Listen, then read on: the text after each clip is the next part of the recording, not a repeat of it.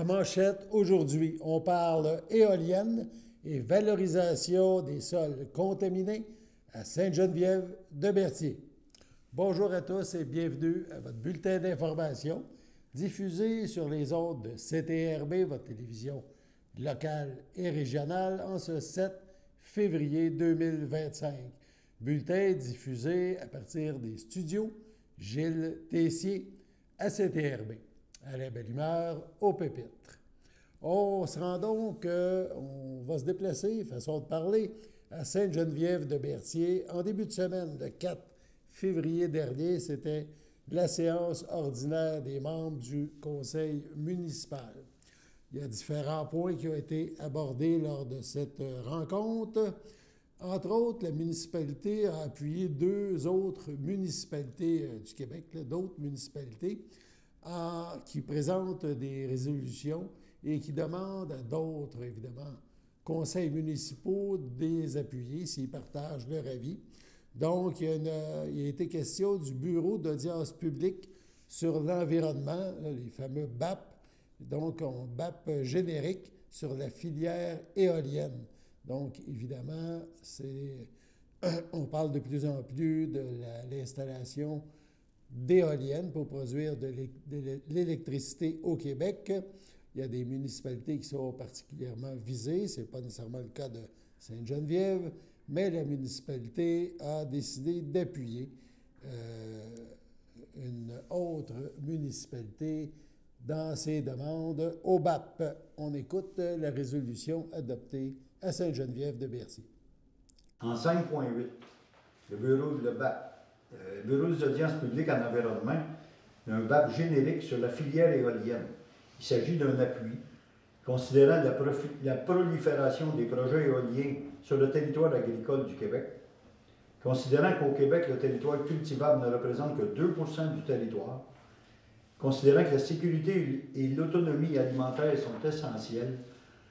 Je vous fais grâce des considérants parce qu'il y en a 4 pages, mais ceux que j'ai trouvés qui était mieux de vous dire, considérant qu'il y a urgence d'agir compte tenu de l'objectif d'Hydro-Québec de tripler le nombre d'éoliennes sur le territoire d'ici 2035, considérant qu'un BAP générique serait le meilleur outil pour ouvrir le débat public national et faire une analyse d'ensemble, considérant le désir de ce Conseil pour que les enjeux entourant le développement éolien en milieu habité et agricole soient éclairés par le biais d'un bureau d'audience publique générique, considérant que le BAP doit tenir des audiences publiques et des consultations ciblées dans les cas où le ministère le requiert, il est proposé, appuyé et résolu que le Conseil de Sainte-Geneviève prenne position en faveur d'un BAP générique sur la filière éolienne.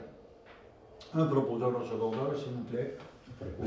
Soulière propose, avec M. Bayeur. Tout le monde est d'accord, accepté à l'unanimité. Également, un peu dans la même optique, la municipalité de Sainte-Geneviève-de-Berthier a appuyé par résolution le conseil municipal de Sainte-Hélène-de-Bagotte au sujet d'une demande de révision des lignes directrices pour la valorisation des sols contaminés. C'est au ministère, évidemment, de l'Environnement. Donc, on écoute un autre extrait. En 5.9, demande de révision des lignes directrices pour la valorisation des sols contaminés du ministère de l'Environnement. Encore là, c'est un appui. Considérant qu'en vertu des lignes directrices pour la valorisation des sols contaminés du ministère de l'Environnement, de la lutte contre les changements climatiques, de la faune et des parcs, publié en décembre 23, il y a eu précision sur les options de gestion des sols présentant des teneurs naturelles en métaux et métalloïdes dépassant les critères applicables. Encore là, je vais vous sauter une couple de considérants, mais ce que j'en comprends, c'est qu'on a des terres boisées. Je pense surtout à un maire il y a une municipalité dans le nord, puis il y a des bois qui n'ont jamais été habités. Puis là, ils prennent des tests de sol, puis c'est déclaré sol contaminé. Il n'y a jamais rien eu là, mais les taux sont très bas. Puis là, il faudrait que la municipalité paye pour décontaminer des sols qui n'ont jamais appartenu à personne. C'est un peu spécial. et qu'on demande au ministère de revoir les lignes directrices pour la valorisation des sols contaminés.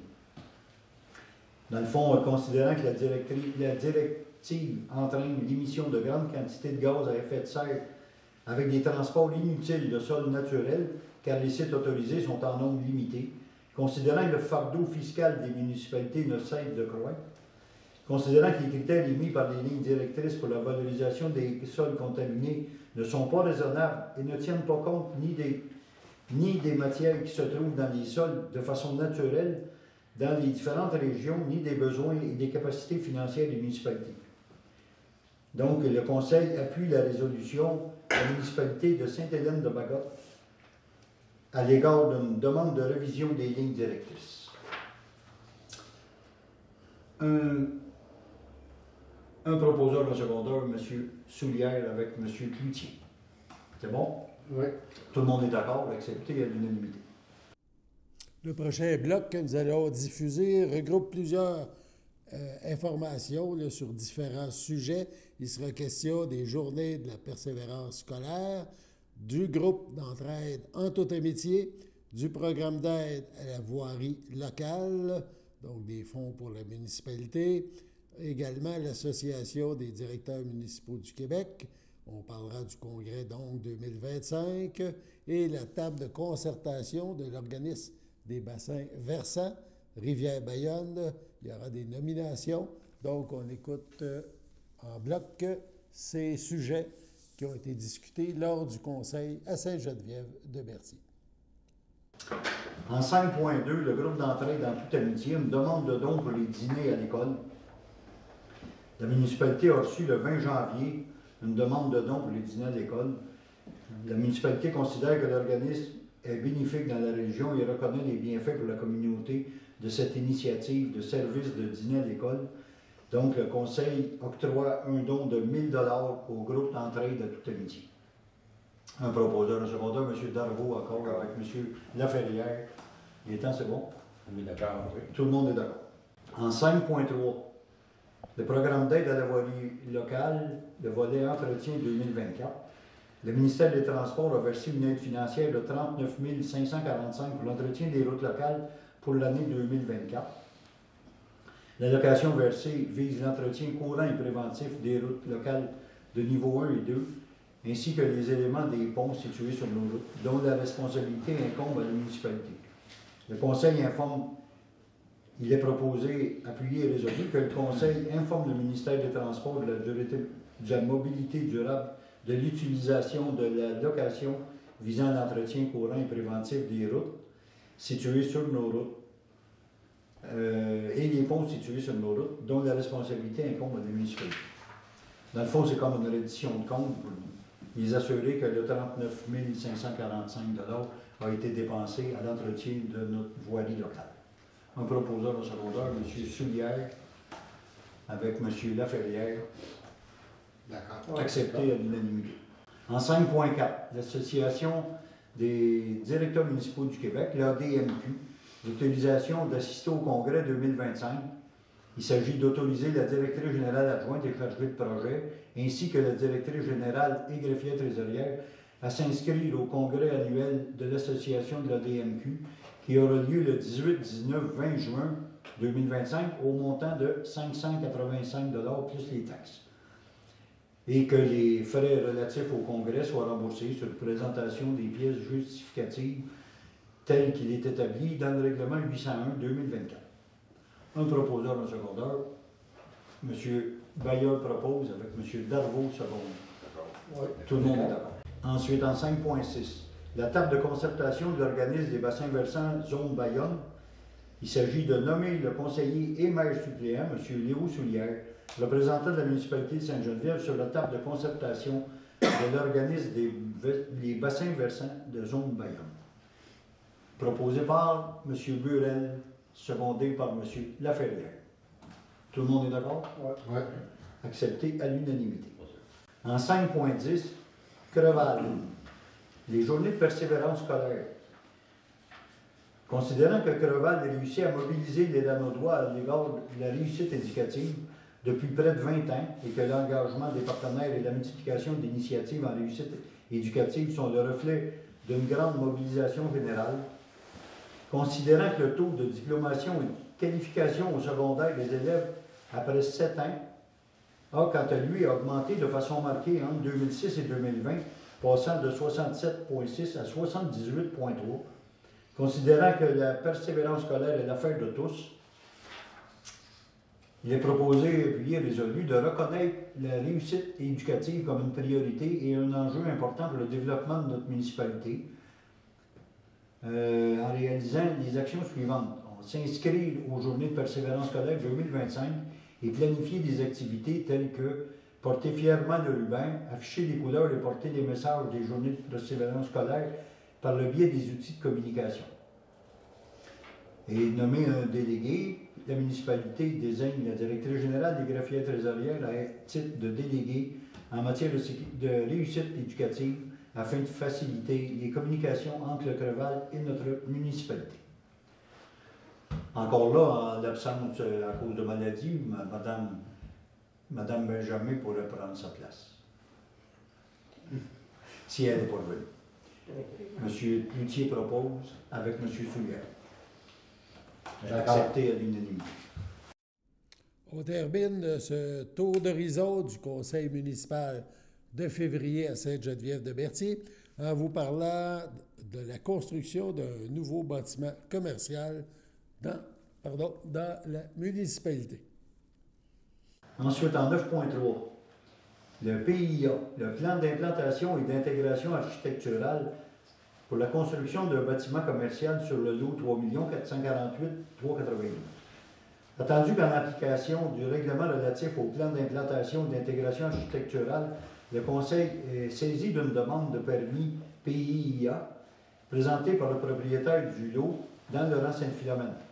Attendu que le projet a pour but de construire un nouveau bâtiment principal, un garage de réparation de véhicules récréatifs, tel qu'illustré au plan déposé, attendu que les plans proposés respectent les objectifs et les critères du règlement sur les plans d'implantation et d'intégration architecturale, attendu que le comité consultatif en urbanisme, le CCU, recommande que la demande soit acceptée telle que présentée, il serait proposé, appuyé et résolu que le Conseil accepte la recommandation du CCU et accepte la demande du plan d'implantation et d'intégration architecturale telle que présentée. La manière que ça fonctionne, c'est que le Conseil consultatif en urbanisme va voir sur les lieux ce que ça comporte, puis ils ont un devoir de recommandation qu'ils font au Conseil. Ici, il y a M. Darvaux qui est sur le CCU avec M. Cloutier, puis avec trois citoyens. Ils vont voir sur les lieux, puis eux autres, ils recommandent au Conseil si on doit accepter ou non la proposition. Puis tout le monde était unanime à accepter cette proposition. Donc, le Conseil accepte la demande d'implantation et d'intégration architecturale telle que présentée. Proposée par M. Cloutier avec M. Darvaux. D'accord. Tout le monde est d'accord. Accepté à l'unanimité. Votre station de télévision de Berthierville vous invite cordialement à son bingo hebdomadaire télédiffusé tous les samedis matins dès 9h30. Depuis longtemps, les fans de CTRB se divisent le joyeux montant de 600 $ chaque semaine à cette joute de bingo. N'oublions pas non plus le super bingo mensuel d'une cagnotte de 2000 $ que vous pourriez vous partager chaque premier samedi du mois. Un moment de fébrilité qui pourrait devenir payant pour plusieurs d'entre vous. Pour vous procurer ces fameuses cartes de jeu, les dépositaires participants sont à Berthierville, le dépanneur Formule 1, la station-service Arnois sur le boulevard Gilles-Villeneuve, le marché IGA Extra Famille Mont-d'Or sur la rue Gabriel-Brissette, le marché Métro Boucher sur la rue Notre-Dame et la pharmacie Proxime sur la rue Frontenac. À Saint-Ignace de Loyola, le dépanneur Proxy sur la rue de la Traverse, la boucherie Aldo sur le rang Saint-Michel. C'est donc un rendez-vous hebdomadaire chaque samedi matin à 9h30 sur les ondes de CTRB, votre télévision locale et régionale, celle-ci toujours en haute définition. Toute l'équipe de CTRB vous remercie de votre fidélité et vous souhaite bonne chance.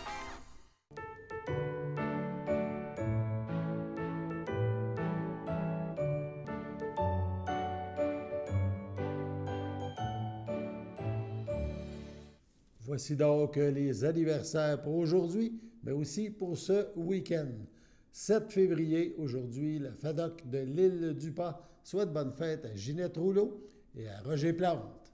Demain, samedi 8 février, la FADOC souhaite un heureux anniversaire à Michel Désy et à Éric Chevalier. Dimanche, la FADOC de l'île du Pas souhaite bonne fête à Jasmine Guévremont. C'est votre anniversaire aujourd'hui. Donc, le 7 août, ce week-end, le 8 ou le 9, eh bien, toute l'équipe de CTRB vous souhaite bonne fête. On poursuit maintenant avec d'autres informations, des choses à faire notamment, ou qui vont se passer dans les prochains jours. Tout d'abord, parlons de l'investiture du candidat du Bloc québécois pour la circonscription de Berthier-Masquinongé. Donc, M. Yves Perron. Cette investiture se tiendra dimanche 9 février, 11h, au cabaret Lac-Saint-Pierre. C'est situé au 4 route Sainte-Anne-Ouest, à Yamachiche. Pour plus de précision, on parle de la porte de la Mauricie. Donc, facile à trouver.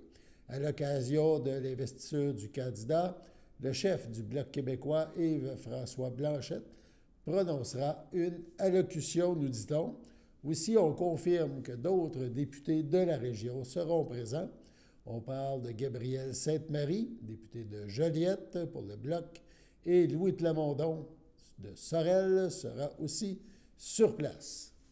Autre activité maintenant pour le week-end, quoi faire en fin de semaine.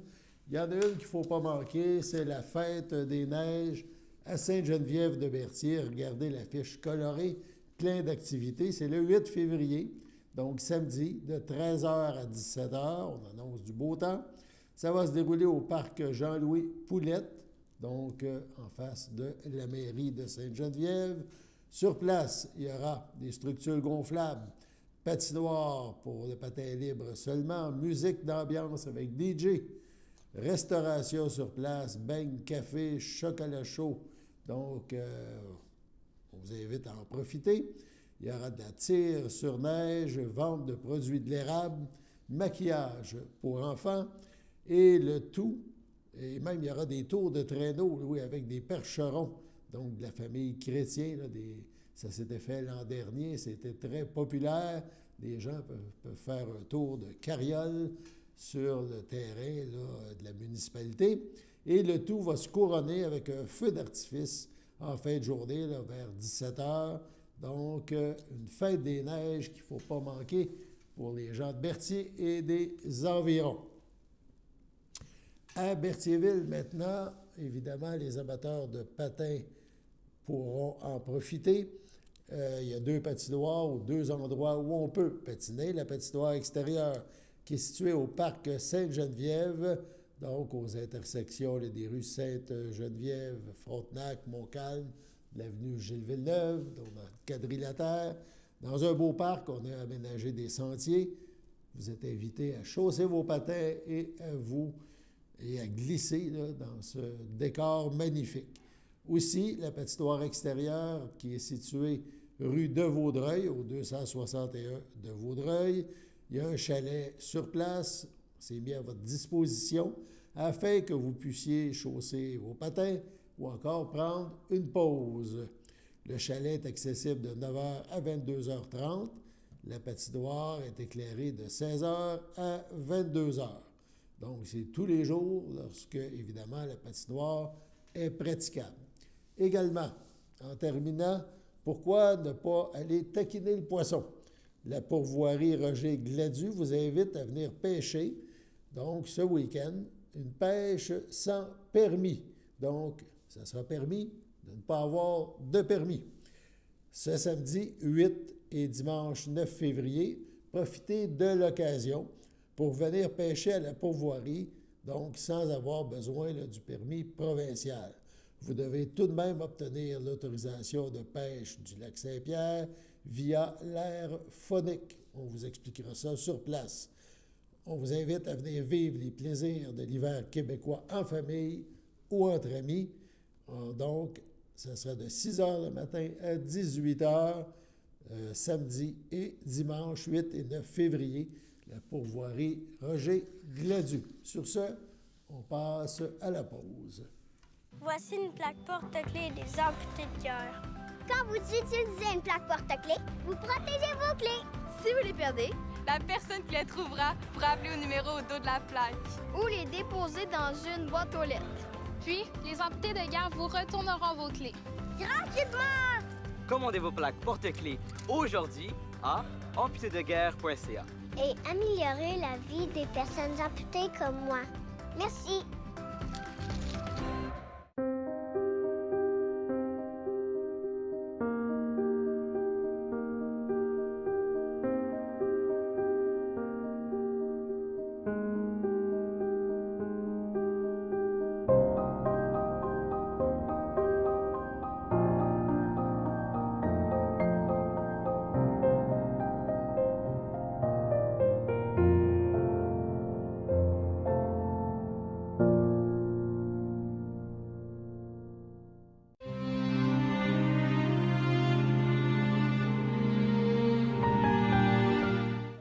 M. Gilles Tessier est décédé le 21 janvier dernier à l'âge de 90 ans.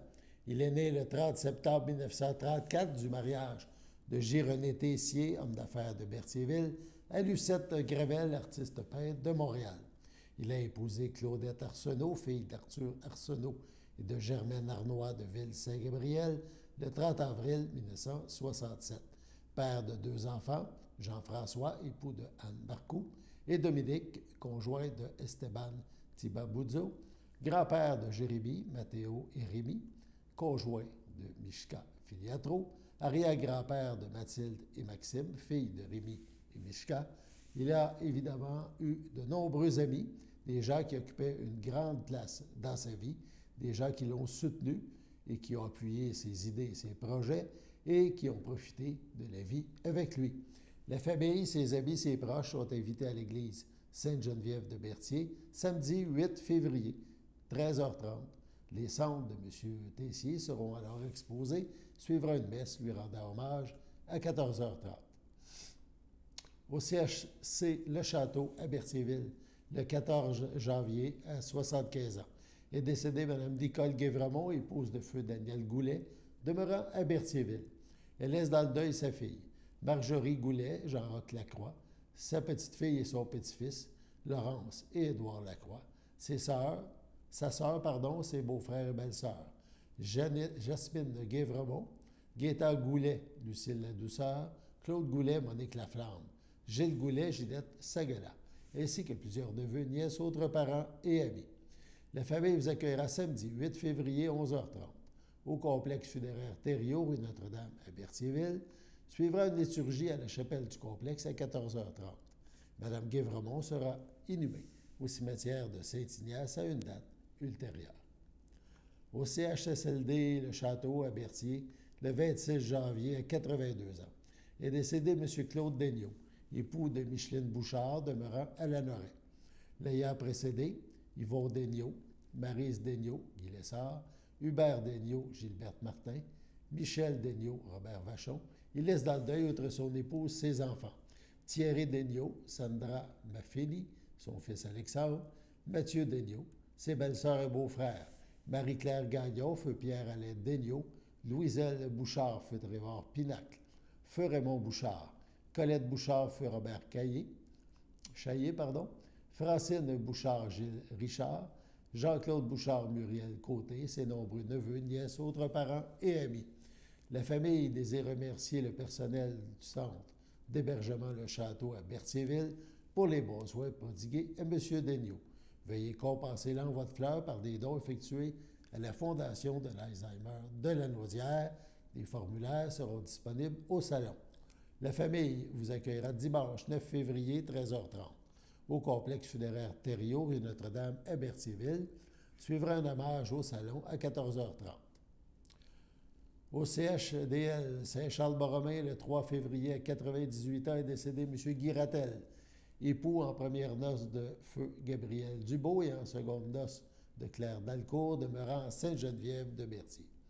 Il laisse dans le deuil, outre son épouse, ses enfants. Yvon Rattel, Élise Lemieux, Robert Rattel, feu Odette Pigeon. Son gendre Normand Préville, feu Jeanne Rattel. Ses petits-enfants Guy, Véronique, Marie-Hélène, David, Gabriel.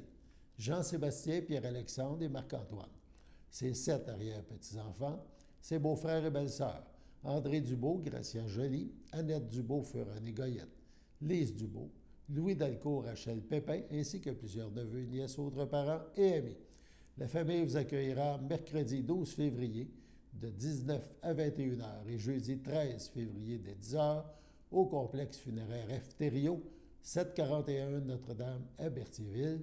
Suivra une liturgie à la chapelle du complexe à 11h30. Au CHDL de Saint-Charles-Borromée, le 19 janvier, à 90 ans, est décédée Mme Huguette Bombardier, épouse de feu Clément Boutin, demeurant à Berthierville. L'ayant précédée, Monique, Paulette, Georgette et France Bombardier, elle laisse dans le deuil ses enfants.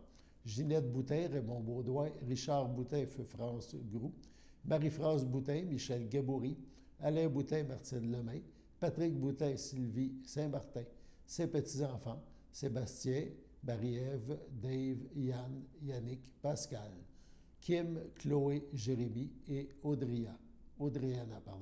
Ses 8 arrière-petits-enfants, ses sœurs, beaux-frères, sa sœur, ses beaux-frères et belles-sœurs, Réjeanne Bombardier, Solange Boutin, Suzanne Boutin, Nicole Boutin, Rénal Boutin, Yolande Godbout, ainsi que leurs conjoints-conjointes, et ainsi que plusieurs neveux, nièces, autres parents et amis. La famille vous accueillera samedi 15 février, 11 h, au complexe funéraire Thériault à Berthierville. Sur ce, passons à la météo.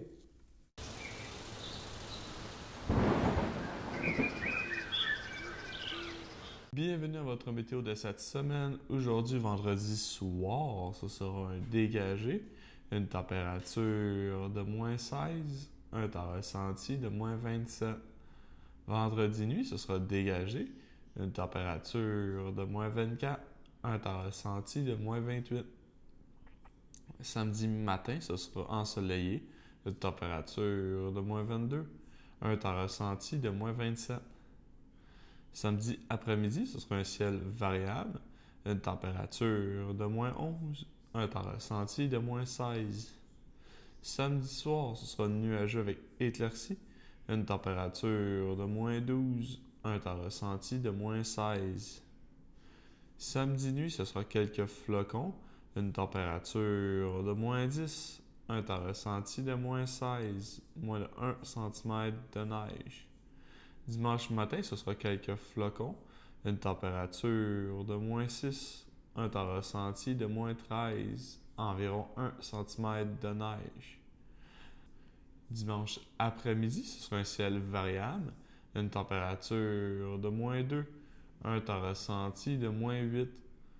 Dimanche soir, ce sera un ciel variable, une température de moins 7, un temps ressenti de moins 13. Dimanche nuit, ce sera plutôt nuageux, une température de moins 9, un temps ressenti de moins 16. Et voilà, c'était tout pour votre météo.